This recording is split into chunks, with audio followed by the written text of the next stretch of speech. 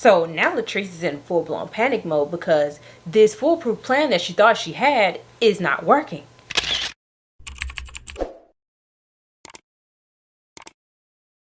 Hey y'all, welcome back to my channel. My name is Janae, if you didn't know, and today's video is another true crime episode. So if you're ready, let's go. So yeah, as y'all can see, I took a little break for Thanksgiving week. I hope everybody had a great holiday, enjoyed y'all family, friends, or whatever y'all did, whether y'all celebrated or not. If y'all had the day off, I hope y'all enjoyed it. I know I did. I was actually off on Thanksgiving for the first time in a couple of years. So I got to spend the whole day with my family, and then, you know, we decorate for Christmas the night of Thanksgiving. So we did that. As y'all can see, we got the Christmas decor up now, you know, stuff like that. So yeah, I really enjoyed this holiday, but I don't think I'm gonna take a break for Christmas week because baby got goals for the channel. So yeah, we back in full effect. And if you've been here for the past couple of weeks, then you know that we are going all in through America in alphabetical order from A to W. So from Alabama to Wyoming, and today we are in Florida. Now, let me just preface this video with, I understand that the state of Florida and Miami do not consider Miami a part of Florida. It is its own entity. It is its own little island, or what you want to call it. I don't know. It's its own thing in the state of Florida. It's Miami-Dade County, not Florida. I understand that, but for the sake of this video, we're just gonna go with the rest of the world, and Miami is in Florida today, okay?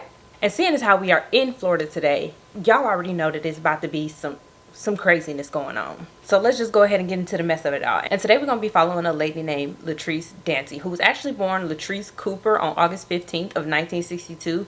And she grew up in the Little Haiti neighborhood of Miami, Florida, with her parents and all of her siblings. And Latrice came from a pretty big family. So it was her mama, her daddy, and they 9 kids. And Latrice was the 5th of those 9 children. And growing up, they didn't have the best, but her dad made it do what it do. He went out, he worked, he provided for his family, while her mom stayed home, tended to the kids and the house. And when Latrice was just 11 years old, she would have to overcome a blood disorder that nearly killed her. Now, I don't know what this blood disorder was. I feel like I heard her say the name of the disorder, and I tried to Google it, and I tried to look it up, and I tried to spell it every which way.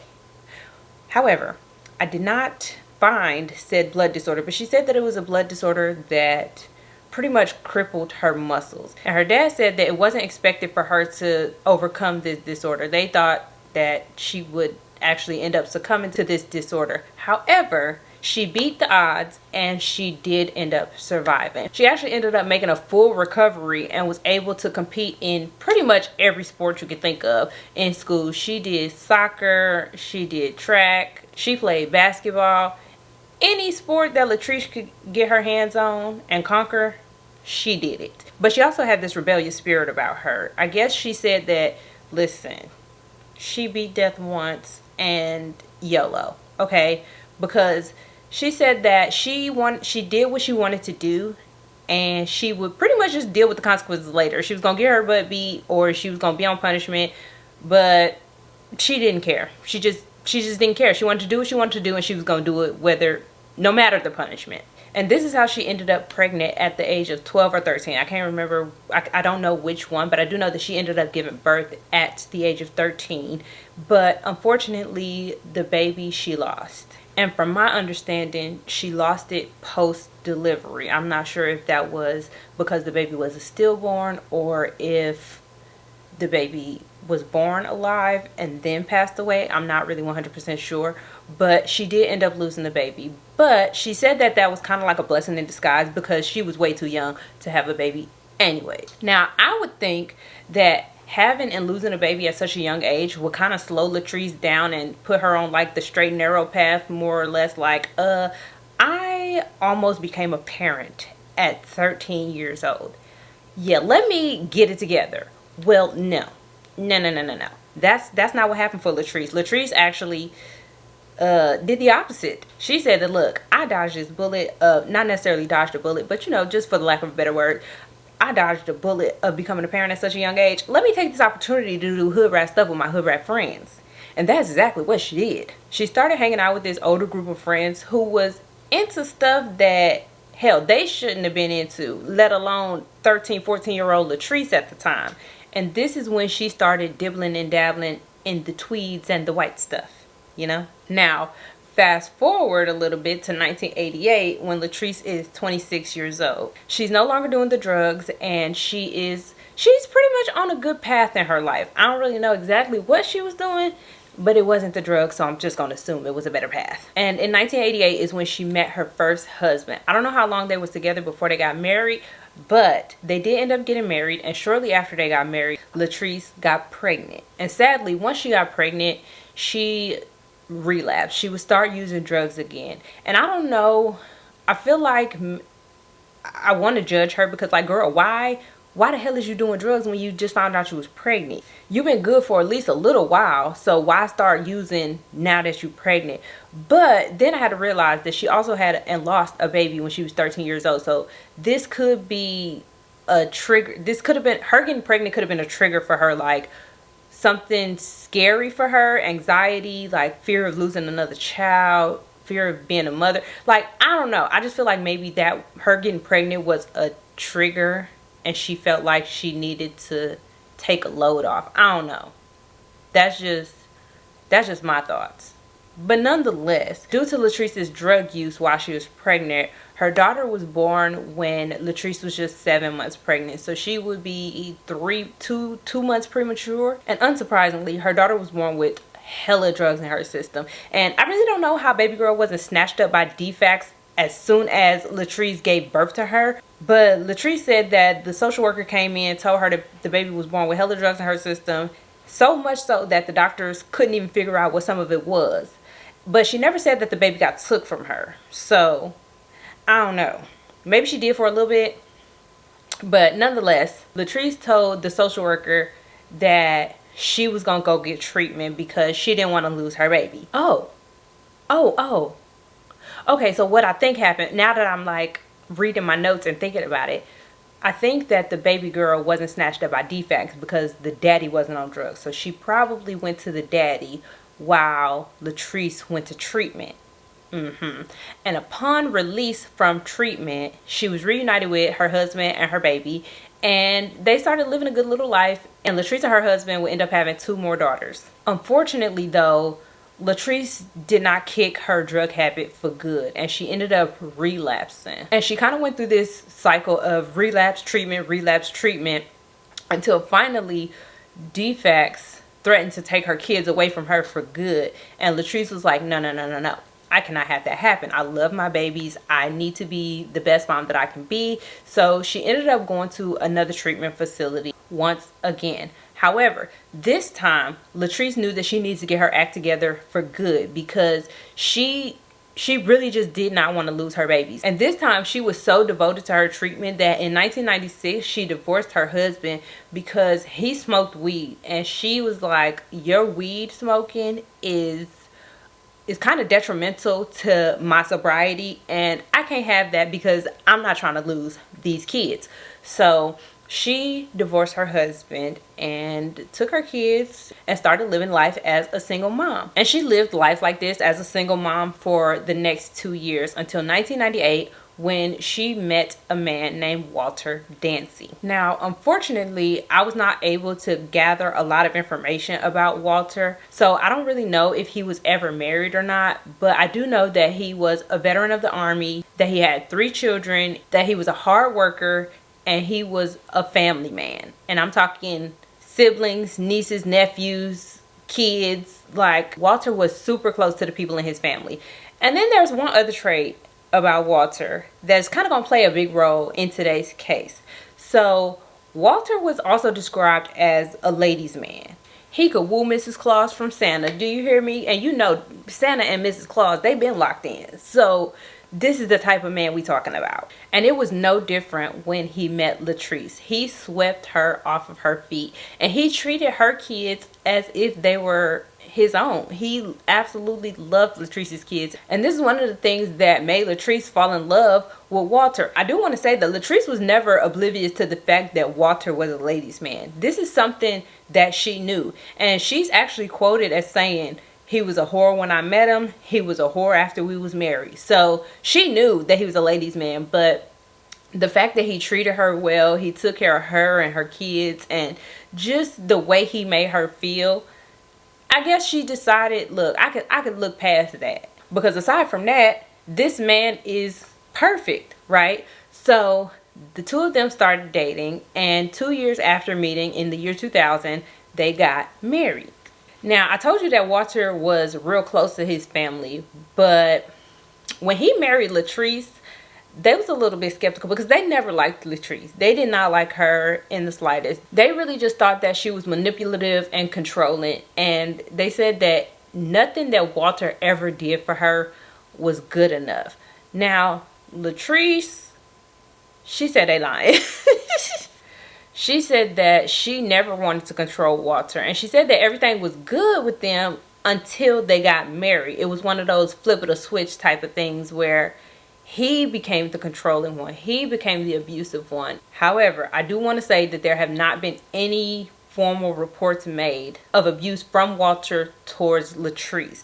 Now, she said that that's because every time she called the police, they came, Walter talked to them. Like I told you, smooth man, smooth talker. He could talk his way into or out of anything. And so she said that he would always talk to the police and then they would just leave. She don't know what he said to them, but they would just leave. And so that's why there was never a formal police report filed. However, Latrice's oldest daughter did say that she would hear her mom and Walter arguing and fussing often. So you do with that what you will. In my personal opinion, I think it was both ways. I think that whatever Walter did for Latrice was never good enough, but I also think that Walter may or could have been abusive to Latrice, even though there was no formal police reports filed, because sometimes that happens in domestic violence cases where the person is too scared to go to the police, or the police believes the abuser over the abused, right? So I feel like the truth lies somewhere in between.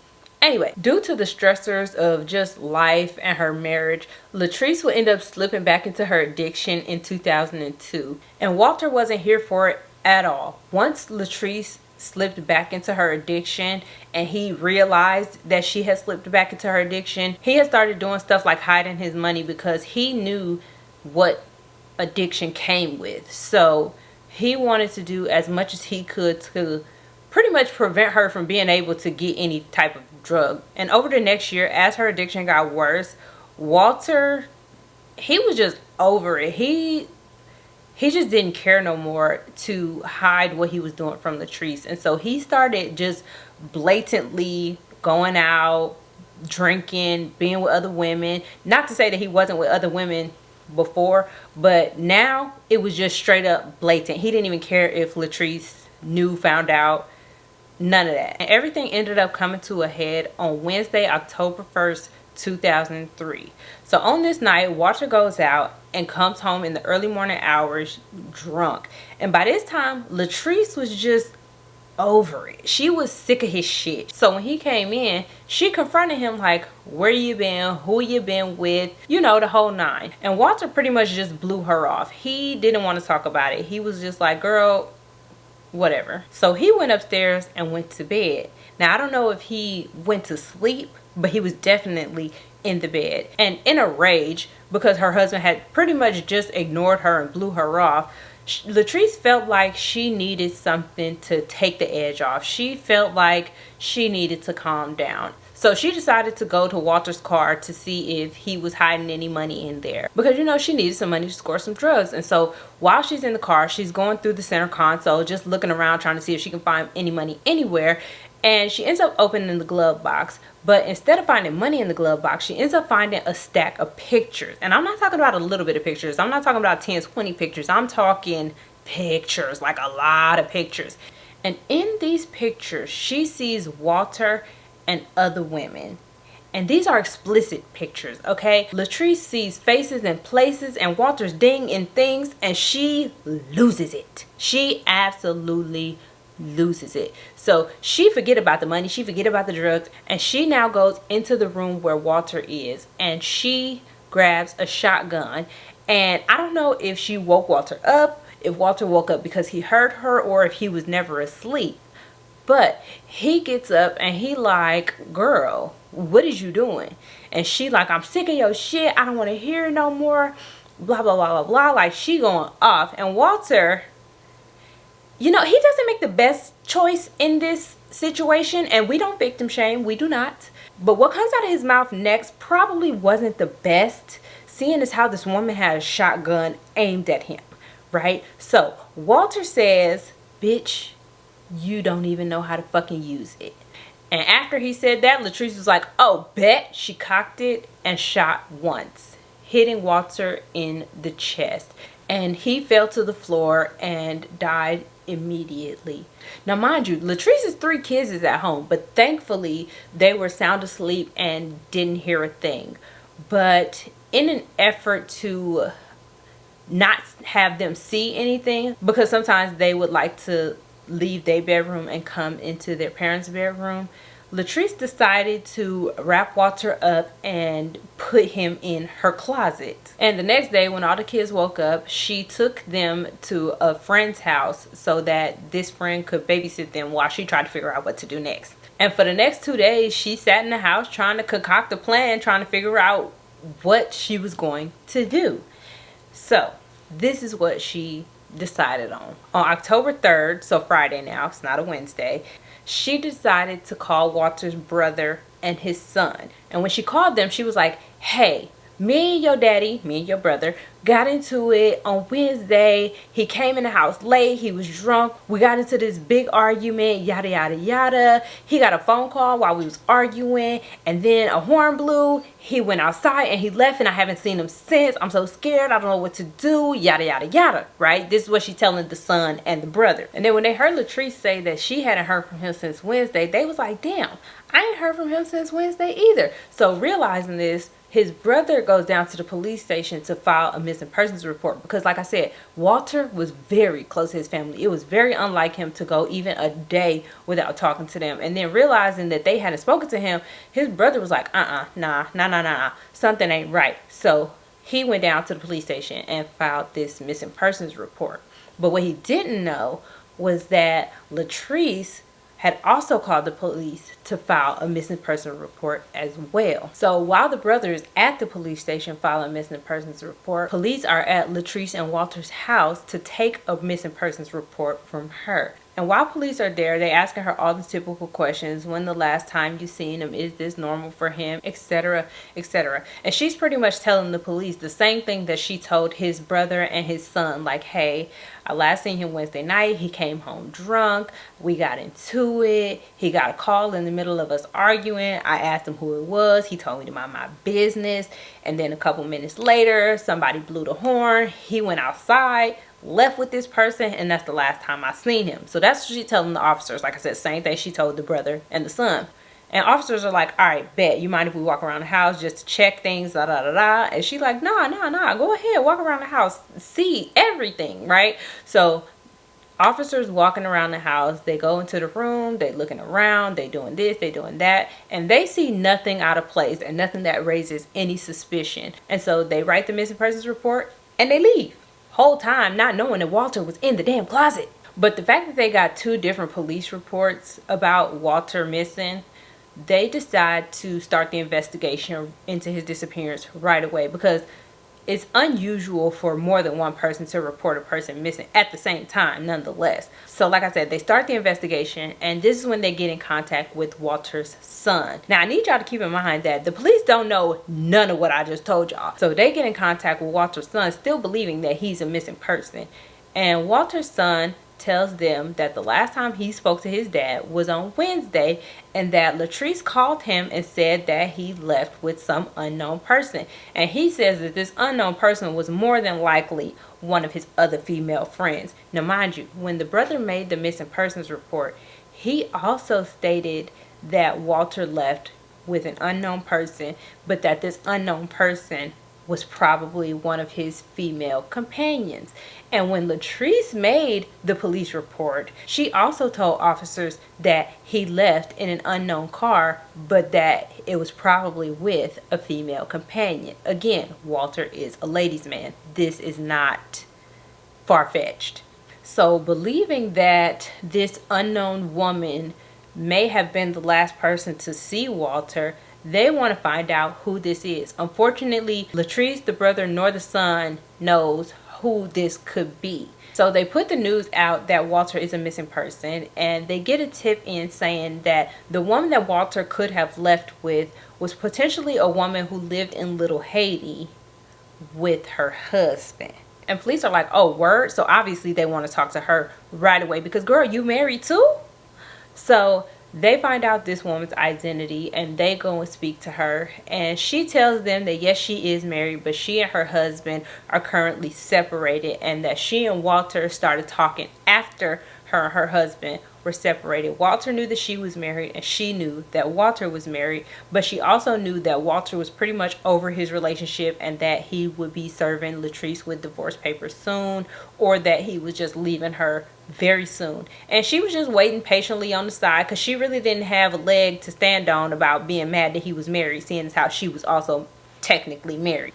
She also tells police that she did not go to pick Walter up that night. She hadn't seen him in a couple of days. Now, we already know that she didn't go pick Walter up because Latrice got the man in the closet. But, you know, police don't know that. But she definitely says that, no, she did not pick him up. And they corroborate her story. And they also investigate her husband because what if he was the one who did something to Walter out of a jealous rage? But they find out, nah, it wasn't him either. And it's at this point that we get into the what the French toast of it all, because investigators are investigating the disappearance of Walter. Meanwhile, Latrice has a decomposing Walter in her closet, and she got to figure out what to do. Because Walter is in the closet decomposing, there starts to be a little stench in Latrice's house. And she figures that the best course of action is to pretty much liquefy him and then rinse him down the bathtub drain. So she takes a little trip to Home Depot where she purchases a couple bottles of pool acid, some air freshener,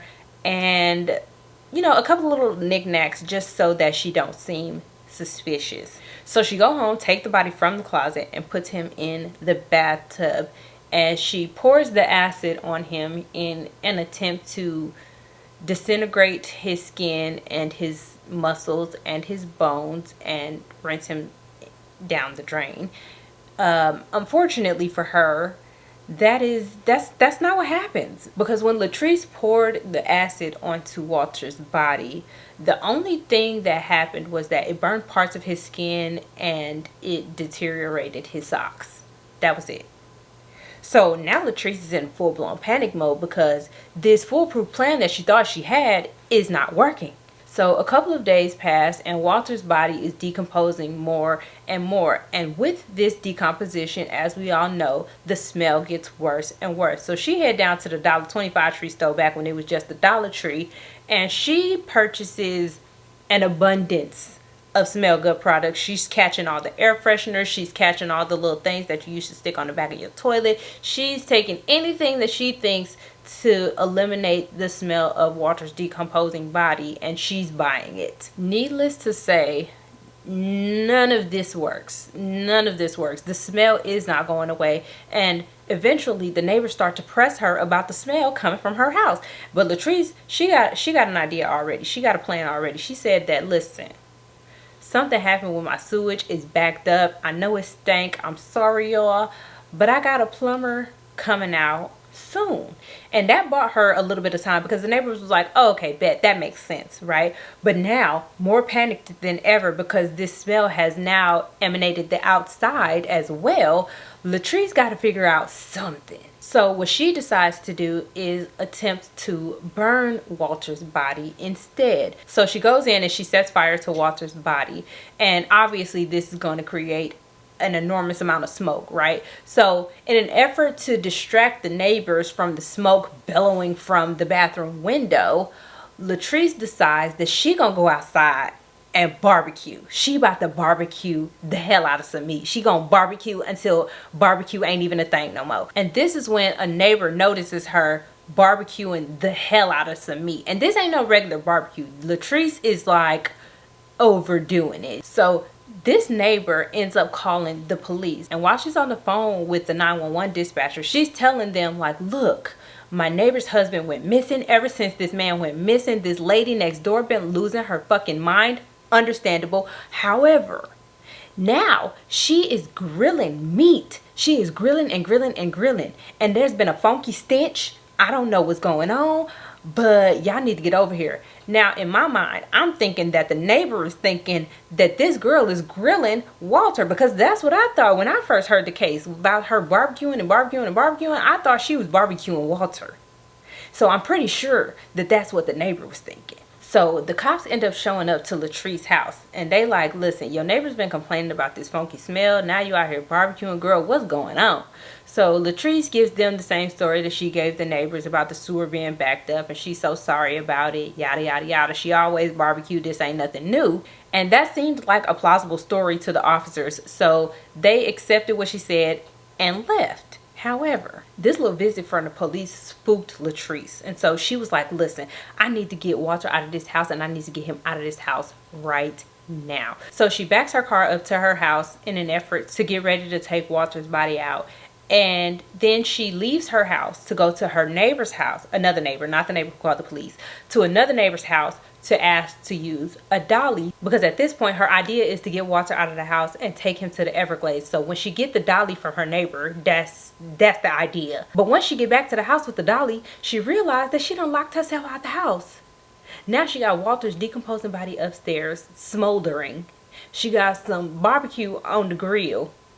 She got a car backed up to the house, but she can't get Walter's body out because she done locked herself out. And she don't know what to do now. And she ended up doing what any daddy's girl would do, and she called her daddy. And at this point, Latrice has just accepted defeat. And when she called her daddy, she like, listen, Dad, I'm about to go to jail. I killed Walter. I'm about to go make sure my kid's straight. You know, just, I don't know what you about to do, but I'm just telling you that I'm about to go to jail, and I'm about to go get my kids somewhere where they can be safe. Because yeah, it's over for me now. So hearing this, her dad, whose name is Joe, by the way, he makes his way to Latrice's house, and he finds the door locked. Latrice ain't there. So he goes to a neighbor's house. I don't know which neighbor it is, whether it's the neighbor she borrowed the dolly from, or whether it's the neighbor who had just previously called the police. But he goes to a neighbor's house, and he tells her, like, listen, I need you to call the police. My daughter just called me and told me she killed her husband. Like, what the fuck is going on? So the neighbor calls the police back, tells them what Latrice's dad just told her, and they come back to Latrice's house. And at this point, they have reasonable cause to just enter. So they break into Latrice's home, and they find the gruesome scene of Walter in the bathtub. There's acid bottles all around. There's just, it's terrible. So now they know that Walter is no longer a missing person. They know that Walter is deceased, and that Latrice is the person who caused his death. Now they have to find Latrice right now, like right now. And I don't know when and how they found her, because she did end up leaving her house to go get her kids and make sure they were safe with family members and stuff like that. But they ended up capturing Latrice. And as soon as they got her into the interrogation room, she didn't try to lie. She didn't try to beat around the bush. She literally told them exactly what happened. But despite confessing, Latrice decided that she wanted to try to take her case to trial. However, she had a good lawyer, and this lawyer was like, listen, girl, they got too much against you. You don't need to take this trial, but maybe you need to try to cop a plea. So she ended up taking a plea deal on November 15th of 2005, and she pled guilty in exchange for a 45-year prison sentence. And she said she was okay with that plea because she felt like it would give her a chance to get out. But she was 41 when she went into jail, and she got to serve the full 45 years. So she'll be like 80 something when she get out. So I don't know how much more of life she thinks she gonna have left after she get out, if she even lives to get out. But you know, nonetheless, she said that she's okay with her sentence, and she also said that she good in jail. She get 3 hots and a cot, and all she got to do is a little bit of work that she got to do, whatever that is, whether that's doing the laundry, doing the kitchen work, or whatever. She said she good. So I guess she said she do what she got to do and go back to the cell and chill. That's literally what she said. So I don't think that Latrice feels any guilt for murdering Walter. I don't think that she feels any remorse for his family. I don't think she feels sorry or sad that she did what she did. But I do think she feels sad about leaving her kids. That's the only thing I feel like she feels sad about. Because she was going to get away with it one way or another. That's what she thought. But yeah, y'all, that is all I have for today's case. Thank you all so very much for watching. Don't forget to like, comment, and subscribe, and I will see you all in the next one when we are in Georgia. Oh, it looked like I ain't got no hair right there. That's crazy. Huh. The baby hair is just not babying, but it's okay. I mean, I look bald-headed. Let me see. Focus. Girl. Oh well. And her dad said that it wasn't expected her. No. They thought that she would actually end up succumbing to this but she also had this rebellious spirit what the okay. But she also had this rebellious spirit about her. You've been good for, no, I don't know. Because apparently he was a Rastafarian type of dude. No, because then I don't want to correlate just Rasta to weed. Like, that's not, all Rastas don't have to smoke weed, I don't think. Let's not stereotype. Now, I do want to say that Walter, no. They thought that she was a manipulative, what? They thought that she was a manipulative controller girl. Come on now. No. Because baby girl, you an addict. No. Because that don't mean cheat on your wife. Anyway. And for the next 2 days, she sat in the house playing solitary I don't know what just happened. Okay.